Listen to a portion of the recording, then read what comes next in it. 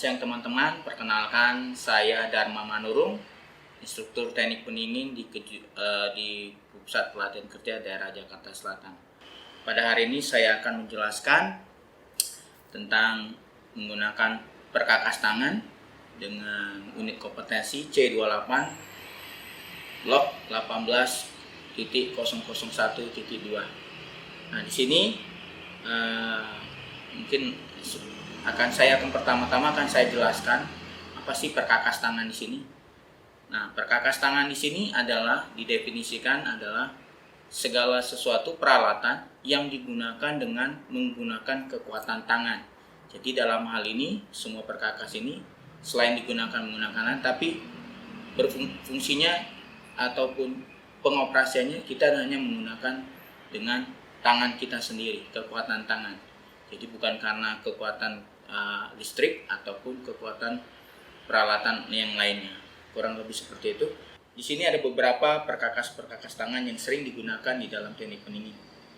Ada tang kombinasi atau yang biasa digunakan tang biasa. Kemudian ada cutter atau tang potong. Kemudian di sini ada long nose atau tang buaya atau yang panjang permukaannya, biasanya digunakan untuk menjepit. Sementara kalau untuk tang potong dikhususkan untuk memotong kabel atau biasanya kita gunakan untuk mengupas atau memotong kabel. Kalau untuk tang kombinasi bisa digunakan untuk memotong, bisa juga untuk menjepit. Kemudian perkakas kedua adalah yang sering kita gunakan adalah kunci Inggris atau range adjustable. Ini bisa kita set sesuai dengan ukuran dari baut dan nut yang akan kita gunakan. Jadi fungsinya ini untuk mengencangkan atau melepaskan dari baut yang nut yang kita akan lepas ketika nanti di nipel pada saat outdoor ataupun pemasangan unit outdoor ataupun indoor. Kemudian di sini ada namanya kunci L. Di sini ada berbagai jenis ukuran. Nah, ini nanti yang akan kita pilih adalah ukuran nomor 4 mili untuk membuka nut dari nipel dari valve kita, membuka dan menutup nipel untuk keluaran dan masukkan dari freon. Kemudian ini adalah obeng. Di sini ada dua jenis, obeng minus atau obeng pipih dan obeng plus atau obeng bintang, yang biasanya kita gunakan untuk mengencangkan atau mengendorkan baut yang pada cover dari outdoor ataupun indoor. Ini ada satu set. Kemudian yang sering biasa kita gunakan adalah palu seperti biasa ya. Kita gunakan untuk ketika kita melakukan pemasangan unit AC untuk main sipilnya. Kemudian di sini ada kikir. Ya. Ini digunakan untuk menggores atau membuat lubang pada pipa tembaga yang akan kita sambung.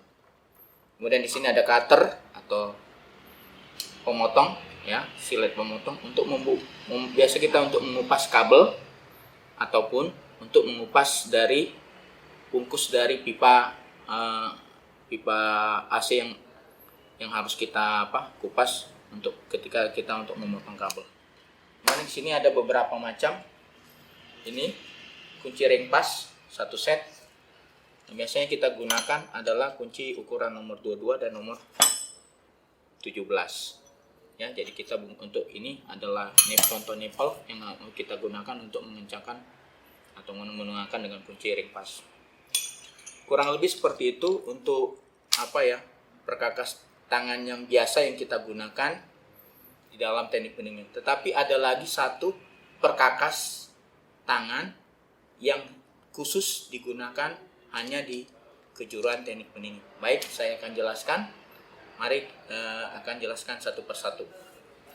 Selain dari perkakas yang biasa, perkakas utama atau yang biasa digunakan di dalam teknik pendingin, ada juga beberapa perkakas tangan atau lebih bisa dikatakan sebagai special tool atau alat khusus yang digunakan pada teknik pendingin. Yang pertama adalah tubing cutter. Ya, ini ada tubing cutter. Ada banyak macam, ya. Ini tubing cutter digunakan untuk memotong pipa tembaga. Pipa tembaga ini sifatnya sangat lunak, jadi sangat sensitif.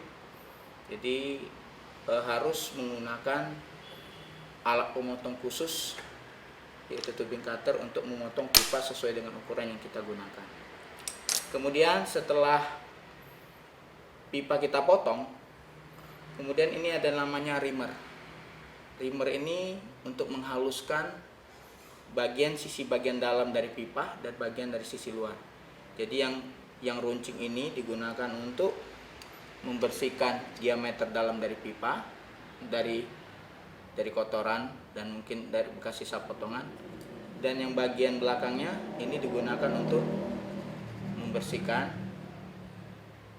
pipa tembaga untuk diameter luar. Jadi dalam hal ini kita tidak boleh menghaluskan setelah kita melakukan pemotongan, tidak boleh menggunakan kikir atau menggunakan kertas pasir atau amplas. Jadi memang ada spesial khususnya untuk menghaluskan pipa tembaga diameter. Kemudian yang ketiga di sini ada, ini dibilang adalah flaring dan swedging set. Ya. Jadi flaring digunakan untuk melebarkan pipa. Jadi nanti kita akan praktekkan setelah ini bagaimana mengembangkan diameter pipa, kemudian dan melebarkan diameter pipa. Swedging digunakan.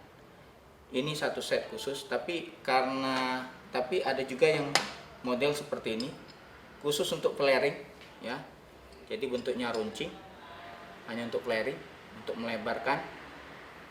Karena rata-rata di dalam pendingin kita kebanyakan lebih menggunakan melebarkan pipa dibandingkan untuk melakukan pelebaran diameter pipa. Ada juga yang seperti ini juga termasuk flaring tool seperti ini. Tapi yang umumnya biasa kita gunakan satu set khusus, di mana di sini flaring dan swedging toolnya sudah tersedia. Oke, kemudian ada peralatan yang digunakan adalah ini. Ini seperti pipa potong, tapi ini khusus untuk memotong pipa kapiler yang diameternya sangat kecil. Jadi ada special tool juga, kita nggak bisa memotong pipa kapiler yang ukurannya sangat kecil dengan menggunakan tang, tapi ini khusus tang pemotong khusus untuk memotong pipa kapiler. Kemudian di sini ada namanya ini bending tools, mulai dari ukuran setengah yang paling besar, kemudian ada ukuran 3/8 dan ada ukuran 1/4. Ketika membongkokkan pipa kita menggunakan bending tool ini. Ini namanya bending tool untuk membengkokkan pipa tembaga. Jadi supaya bisa hasilnya nanti akan seperti ini. Jadi membengkokkan ini kita menggunakan bending tool. Jadi bukan menggunakan kekuatan tangan. Oke, kemudian ada lagi special tool di sini. Biasanya digunakan untuk kelistrikan, terutama pada saat penanganan kabel. Yang pertama adalah ini adalah digunakan untuk mengupas kulit kabel. Biasanya saya menggunakan kabel, nanti kabel masukkan sini, nanti kita apa dan akan mengeluar kelihatan apanya. Kemudian bisa juga seperti ini.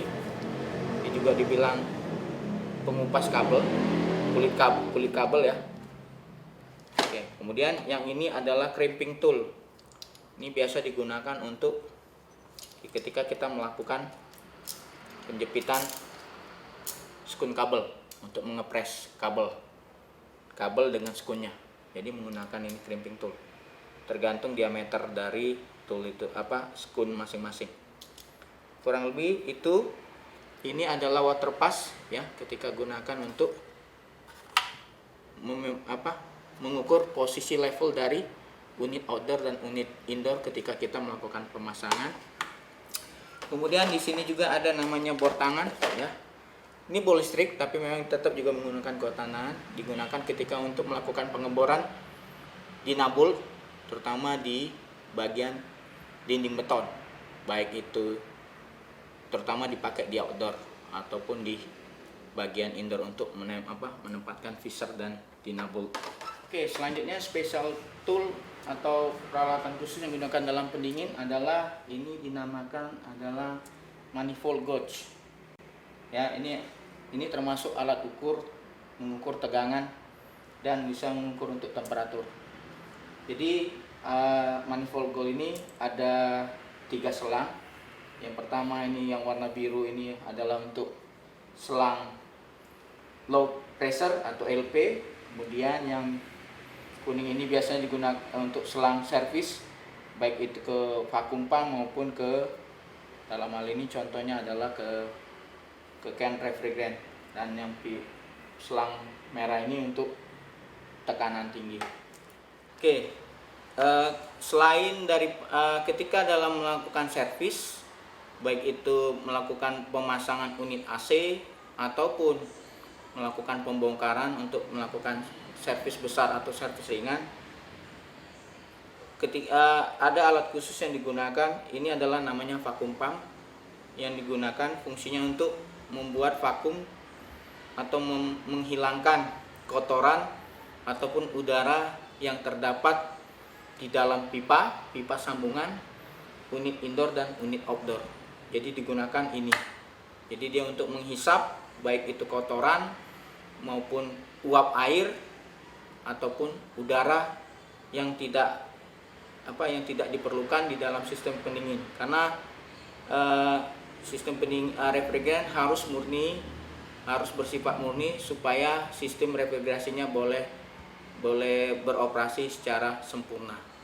Oke, selain kita peralatan khusus, selain tadi sudah saya jelaskan adalah tentang vakum pump, dan ini ketika kita mengosongkan unit refrigeran di unit outdoor dan unit indoor, kita tidak boleh buang ke udara bebas.